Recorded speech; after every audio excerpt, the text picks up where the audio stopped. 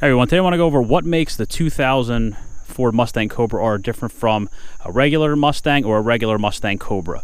When most people look at this car, all they see is a Ford Mustang. They may notice the taller hood, they may notice the very large wing, and the side exhaust, but for the most part, they see a Ford Mustang, so they assume the car's probably not that fast, the car probably doesn't handle well because it's what most people say, just a Mustang. But with this car, that's not the case at all. Ford extensively modified this car to be used for extensive track use. This was a track day car before track day cars were popular. So, as much as face value you may see a Ford Mustang underneath, you have a completely different car designed to be a truly street legal race car. So we'll start off with the engine.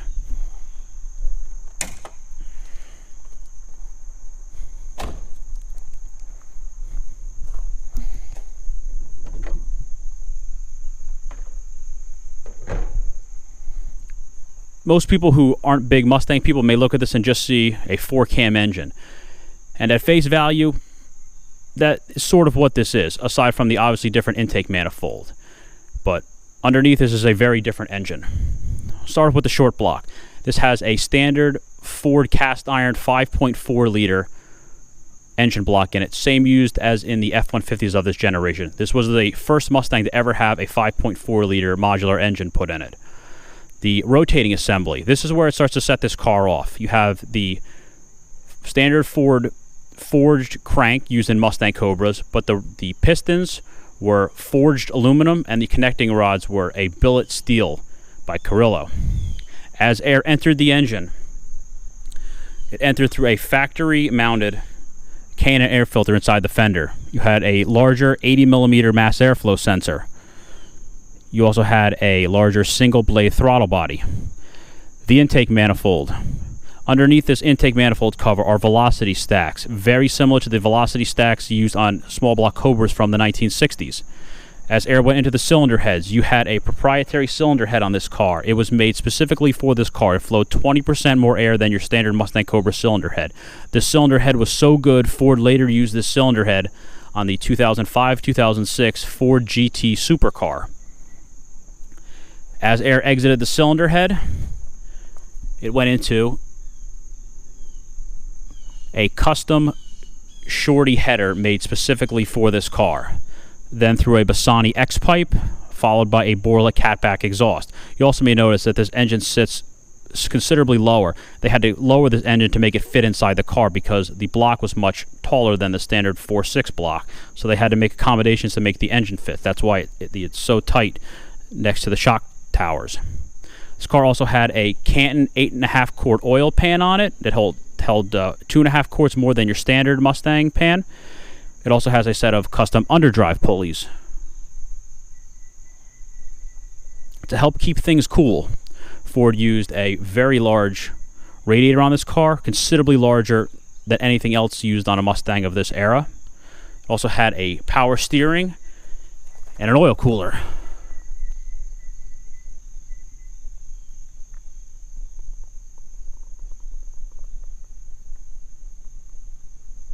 So they did this to help keep the car much cooler. Getting behind the engine, you had a McLeod race flywheel on this car. Another first for Mustangs in this car was the 6-speed manual transmission. They used the Tremec T56 6-speed. This was the same transmission that was later used on 03-04 Cobras, but it was a first for Mustang with this car. They also used a B&M Ripper shifter that is very compliant and gives a really good feel, much better than your standard factory shifter would. As power leaves the transmission, it goes through an aluminum drive shaft. The aluminum drive shaft is coupled to a pressure-sensitive differential. This is the only time Mustangs ever use a differential of this type. The more load that is applied to it, the harder the clutches in the differential grab. As power leaves the differential, it goes through a set of 31 spline half shafts, which were much stronger than the standard 28 splines that were used on Mustang Cobras at the time. Then went through these custom 18-inch wheels that were only used on this car. And the original tires were BF Goodrich KD 265 40/18s with a 100 treadwear rating. They were a very soft compound. They were designed to be raced. The suspension on this car. Eibach springs, Bilstein shocks. The same Bilstein shocks that later went on to Terminators. But the suspension on this car is considerably stiffer than any Mustang ever.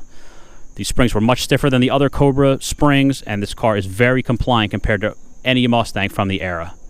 The steering used a Cobra R specific 15-to-1 rack and pinion. The rack and pinion is extremely fast in this car and very compliant. The turning radius is pretty bad in this car, but the steering is very, very good. The brakes used on this car, almost identical to first and second generation Dodge Vipers. Brembo 4-piston calipers. They were fixed. It also had 13-inch rotors. But what set these off a little bit, you had a cooling kit that came with this car. There were brake ducts that attached on the back side of the rotor to a carbon fiber mount. And the cool air would come in through the front. So, obviously, as you can see, they did a lot of upgrades to this car. And to help keep you safe if you were racing in the event of a high-speed crash.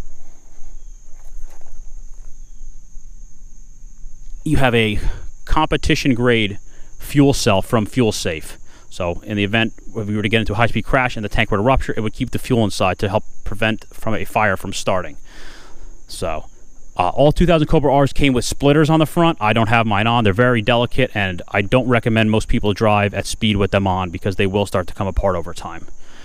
On the inside, it's the opposite. They basically did almost nothing. It was what can they take out to make the car better. No air conditioning and no stereo system. You also have no sound deadening and no back seat or its related hardware. So anything they didn't need to make the car go fast, they took out to save the weight. Only real difference in this car, other than the items missing, also like the cruise control and the updated 180-mile speedometer, you have these Recaro race seats. That was really the only addition that was put on the inside. So they're very comfortable and they're very supportive, and Ford did an excellent job putting these in this car. So, as you can see, at face value, you have a Ford Mustang, but underneath you have a factory-built race car, something that is not just designed to be fast, but designed to be fast as an endurance race car. It's designed for heavy abuse and to be able to take that abuse and to continue to forge on as a heavily modified track day car. So, hope everybody enjoyed. Thanks for watching.